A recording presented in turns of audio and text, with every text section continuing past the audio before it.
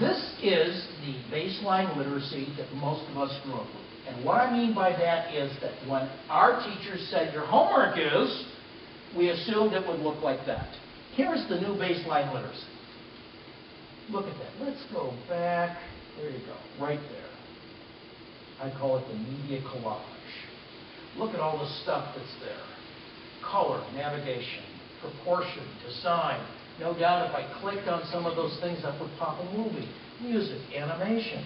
We go into Second Life. All of that stuff. The new media collage is now the new baseline literacy. But here's the problem. The problem is we test for this. We test for this. We hope and pray kids know how to do that when they leave school. We're real fractured on this. We know how important this is. We know this is what we need to be able to tell them to do. And bear in mind that no doubt if I click on one of those buttons right there, something like that will come up. This is still really important. And it always will be important. But now we have all this other stuff. It's become a real art now to know what medium to use when you're teaching. It used to be that's all we had. Now, if you're in science and you want kids to show that they know, understand something, you actually sit there and say to yourself, well, God, should I have them create an animation or a movie? It might actually be better. It might actually be more to the point. Maybe it's a combination of something here and something over there. But that is no longer the default. We say it one more time. We test for this. We hope and pray they know how to use them. Where the literacy changes come from, read to write time has been shrinking. Depending upon how you read history, it took anywhere from 1,000 to 3,000 years to go from the point where the priests read to the illiterate masses to the point where we are now, where we consider every child's birthright to be able to read and write. I absolutely guarantee you there is not a school board any place in America that has as an agenda item, okay, reading and writing, what do you say, should we keep them? Those days are over. That is historically very new. And yet it is so ingrained, it is such a foundation that we absolutely don't question it anymore. Now let's move to moving images. Depending upon how you read history, anywhere from 50 to 100 years to go from the point where we had moving images on the screen to the point where now it's very easy for the average person to create them, save them, post them. So, notice the shrink time from 1,000 to 3,000 years to 50 to 100 years. Now let's go to the internet. About 15 years. From the point where the nerds were basically posting stuff and we were begging them to give it to us, to the point where we are now. And one of my favorite demos to do, but I don't need to do it for you folks, is to make a blog in under a minute. It's one of my favorite things for administrators. They just can't believe it. They time me. I go on to Blogger, I've got a blog. I did it in 32 seconds the other day. I mean, you know how easy it is. So it's nothing anymore. So we're watching the read to write time shrink and shrink and shrink. And God knows what's right around the corner. We're going to have 3D, we're going to have all sorts of stuff. And that read to write time will get smaller and smaller and smaller. And we will need to be able to fold those into the new media collage. It just gets bigger, more pervasive, and more varied as we go. The ecosystem, my name for that secondary ecosystem that consists of all the wires and connectivity and communication. There it is in 1975. And there's some things up there that you are pretty quaint. You can't see, like cassette and 8-track deck. Vinyl albums have made sort of a resurgence there. There it is in 2002. And this is where our kids live. And that's 2002. My God, that's ancient history at this point. This is probably just one big solid black line at that point. It's where our kids go to work. It's where they go to socialize. It's where they go to learn stuff. Whether we want to consider it education or not, they are definitely learning. Little bit of history. If there's a Web 2.0, there must have been a Web 1.0. I'm going to say it started around 1990 and lasted to about 2000. Notice the communication dynamic. These were the people, the very few in control of the web. This is us saying, can we please have some information, please? Yes, you can. And down it would come to us. Then somewhere around 2000, Web 2.0 comes around, and we get to that communication dynamic. Now you and I, we can all freely contribute, so on and so forth. Web 2.1, we added all the media that we now just sort of take for granted. We've got pictures, and we've got video, and we've got all that stuff. And Web 3.0 is coming right down the pipe. And for those of you who don't know about the semantic web, in the last issue, 2 issues ago, of ISTE's Leading and Learning with Technology, I have an article in there about it. You should really read up on this.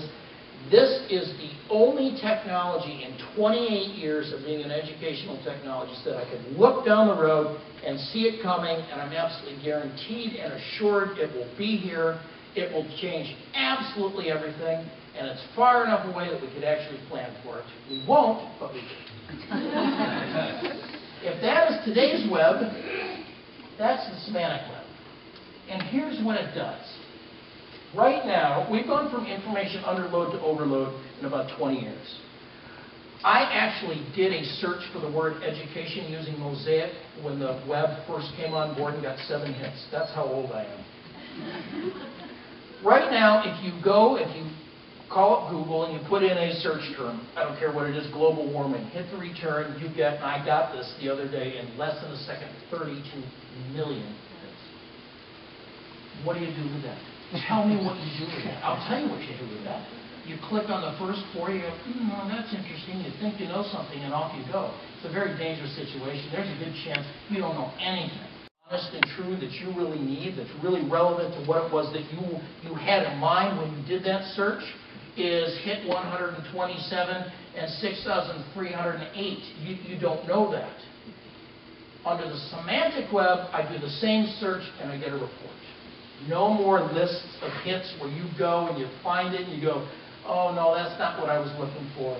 Everything is connected because rather than have just text on the screen and going to search for the presence of a word, all the text on the screen is actually identified as being something. A piece of data that relates to that report about this, so on and so forth. It will change absolutely everything. Okay, before we look at some kids' work, let's take a look at 10 digital literacy action guidelines. Shift from text-centrism to new media collage. I've talked about that. Value writing now more than ever.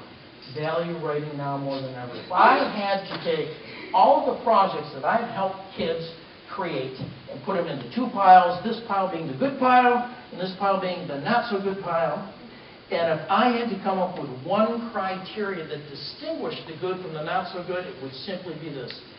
The good projects have a very solid written foundation. Writing is now more important than ever. I get a lot of kids, they just sort of want to shoot from the hip with media, and you know what? If your objective is to have them play, and if you look at this as sort of an hour to spend in a sandbox and just have fun, there's absolutely nothing wrong with that. But you get what you get. And I'm much more interested in kids who research stuff and articulate and really sort of move through the process, the media development process, and produce something that's much more refined and makes a lot more sense. And that requires research and writing. You just can't get away from it. In the immoral words of George Clooney, he was asked one time, so what makes a great movie? And he said, I have no idea. But I'll tell you this. I can take a good script and a good story and turn it into a bad movie any day of the week. But I can never, ever, ever take a bad story and a bad script and turn it into a good movie. I don't care how much money.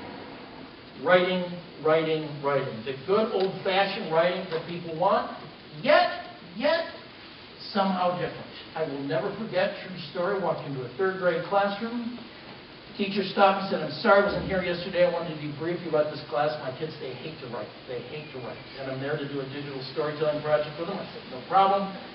I walked in and I said, good morning, everybody. There'll be no writing here.